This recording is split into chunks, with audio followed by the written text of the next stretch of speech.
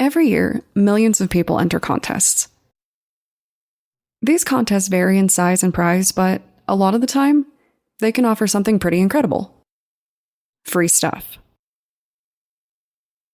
When you enter a contest with a large prize, it can be agony to wait and find out if you've won.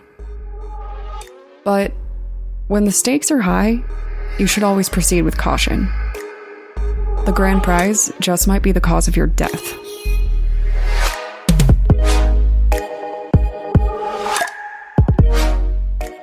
My name is Brienne, and I'm the host and creator of Among the Dirt and Trees, a show where we explore true crime cases that occur out in nature. In today's episode, we're going to discuss the 2004 disappearance of Annette Mizener, a woman who entered a contest and won a trip on a cruise that she never made it back from. If you've ever entered a contest, you know the thrill of it. I think that there are generally two kinds of people. There are the people who enter a contest, rolling their eyes and believing that even if they do win, it's all a scam and they'll never see their prize. See also me, recently entering a contest for a custom Yeti cooler that I didn't win. Then, there are the people who enter contests with bright eyes and their heart completely open. These people see the possibility, the magic in the world that will surely deliver this wonderful prize to them. But no matter who you are, when you win a contest, you're probably going to be pretty excited about it. In 2004, Annette won a 9-day Mexican Riviera cruise on a Carnival cruise ship known as the Pride. She went on the cruise with her parents and her daughter, and they had an absolute blast until that 9th and final day. On their last night, Annette failed to show up for bingo, and immediately, her family knew that something was wrong. Annette's family searched for her, and to their surprise, the cruise ship staff was searching for her as well. Apparently, somewhere on board the ship, the crew found Annette's purse. They were looking for her to give it back, and in doing so, they were ruining a crime scene. I will just be upfront in saying that Annette has not been found, but police strongly believe that she is dead. A lot of the time, when someone goes missing on a cruise ship, they aren't found, and there's a lot more to that than you might think. It isn't just because the ocean has the power to sink a body deep below the surface of the waves. It's because cruise ships have a horrifying way of taking the crimes aboard their ships and making them just disappear.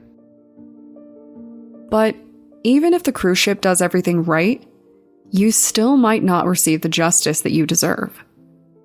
So let's talk about that. If you were to disappear right now, how confident are you that you would be found? Do you trust investigators? Do you trust police? More importantly, do you know how many different parties get involved if you go missing on a cruise ship? In this case, the family has led us to believe that every single person involved in this investigation has just made it worse. In a pained breakdown on internationalcruisevictims.org, Annette's husband John explains the many suspicious circumstances surrounding his wife's disappearance. And he isn't the only one who believes that the authorities involved with this case dropped the ball. A person of interest does too. But before we can go into that, let's discuss what we know about this case. We know that Annette was seen on camera enjoying herself aboard the ship. We know that at some point she shared multiple conversations with a member of the staff. We know that her purse was found near a railing where someone easily could have been shoved overboard. And we also know that her purse was damaged, with beads from it scattered across the deck, almost as if there was some kind of altercation. Some even reported droplets of blood. Then, the details get more disturbing. Annette was missing for 3 full hours before the Coast Guard demanded that the cruise ship return to look for her. The cruise ship staff accused Annette of being drunk when their records show that she actually had very few drinks, and the evidence at the time shows that she was fully active in partaking in all kinds of activities that a drunk person would likely not be able to comfortably manage, like snorkeling. Annette's daughter also disclosed that a man on the ship had been repeatedly harassing Annette, which they reported to security and received no help with. A crew member had also developed an interest in Annette and asked to sit next to her during the bingo session that she failed to arrive at. The crew member in question also never arrived. And most disturbingly, there's the fact that the camera that would have caught what happened to her was intentionally covered with a piece of paper. So, none of this looks very good. While we teach children to always trust in authority, most adults know that the authorities can't always help you. Some people struggle with instances where police can't seem to help them because of certain laws. Others find themselves the victims of the authorities after they have themselves been a victim of a crime. And sometimes we have to consider that people in these positions of power are sometimes just people. Think about your office or your classroom or wherever you do your work in a group setting. How confident are you that every single one of your coworkers can perform as well as you? Are all of them great at what they do? I'm guessing not. Well, suffice it to say that it's likely that some people just aren't good at their jobs, and that can be a problem in this kind of case. Now, I'm not exactly an expert in international crime. I won't presume that I know enough to determine whether or not the FBI and other authority figures in this scenario did their jobs well. But I will say that a lot of people have a lot of complaints. Annette's family is upset because these groups seem to overlook key details and fail to question important parties. That makes a lot of sense, and I think that most of us would be upset if we felt this way. Especially if we felt that the authorities were trying to paint an image that a loved one killed themselves when it just didn't really make sense. But that was the initial push here. People do kill themselves, and it happens more often than most of us would care to acknowledge. It happens to people who are happy. It happens to people who have bright futures and have a lot to look forward to. In 2018 alone, there were almost 50,000 recorded suicides in the United States. But Annette was having a lovely time. She had a lot to look forward to and was actually about to put a lot of stress behind her. And then there was the matter of her bag. It just didn't feel right, and eventually the investigation shifted. They entertained the idea that someone hurt Annette, but to me, it felt like they were taking the wrong angle. Remember how that camera was covered up? Well, an argument was made that the camera was covered by lovers looking for some privacy, which, okay, whatever. But considering someone was likely murdered there, maybe we consider the fact that the person knew to cover up the camera before they attacked. Not to be that person, but it seems worth considering, especially if a crew member was interested in her. Or, considering her repeated reports to security about a strange man harassing her.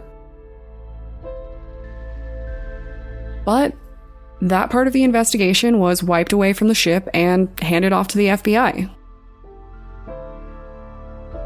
The FBI had their own theories regarding what happened to Annette, and the person that they involve is not happy.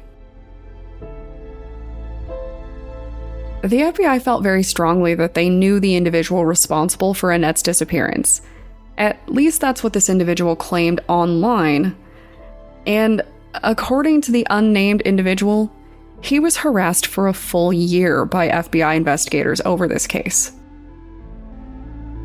This person claims that he was targeted so aggressively that the FBI went so far as to accuse him of lying to his family, friends, and neighbors.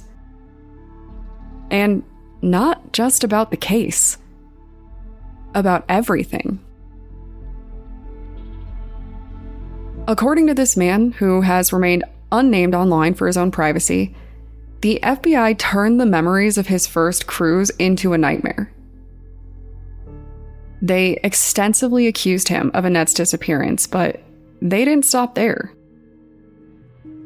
They found disappearances that occurred during his other travels and actually suggested that they might be linked. In fact, they outright accused him of being a contract killer who was hired to kill Annette and other women. And then, they went to his wife and tried to get her to turn on him.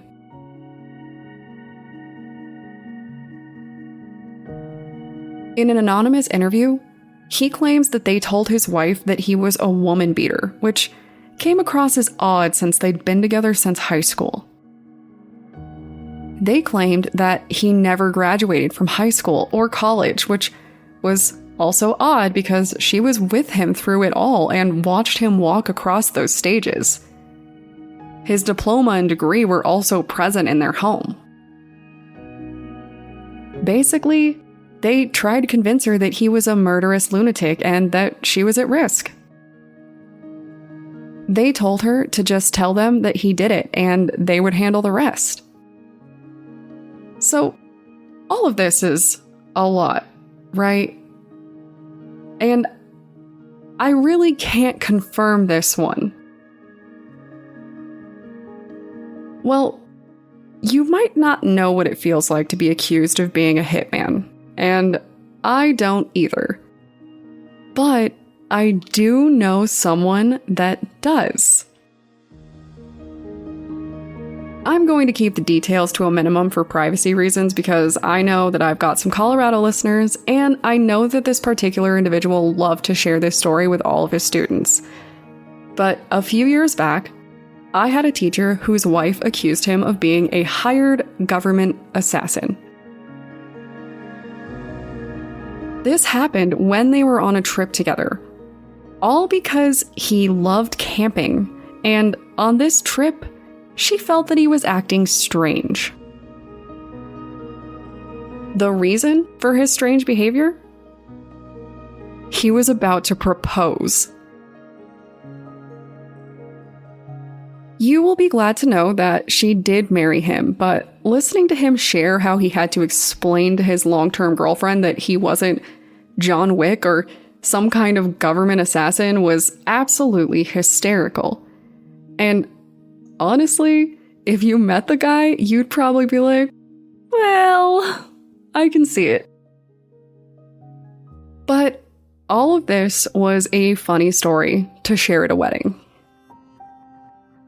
I have to assume that it isn't nearly as funny when the people making these accusations have the power to lock you up and throw away the key. What makes it even worse was that the man had witnessed some details about the crime and had openly sent reports to the investigators, only to be ignored. It was a full year before they decided to interview him, and then they made their accusation. In the end, the accusations were dropped, but as you can probably imagine, the damage was done.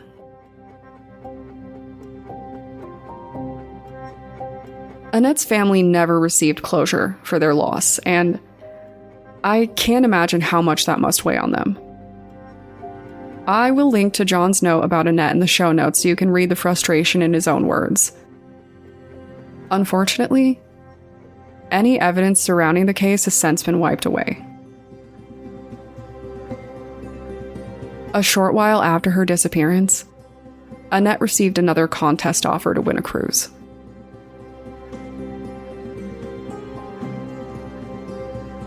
Cruise ships can seem like safe floating island enclosures, but they really aren't.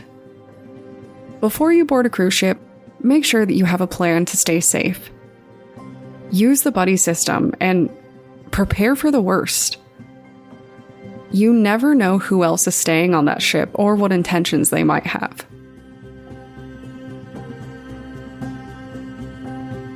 To hear more suspicious missing persons cases, be sure to check out my new show, which I am co-hosting with my producer John, called What Happened To. We'll be discussing bizarre missing persons cases and the details that surround them. It is launching this Thursday, and I think you guys are really going to like it. Until then, feel free to send me a message on Twitter or Instagram using the tag @DatPod. Thanks, guys.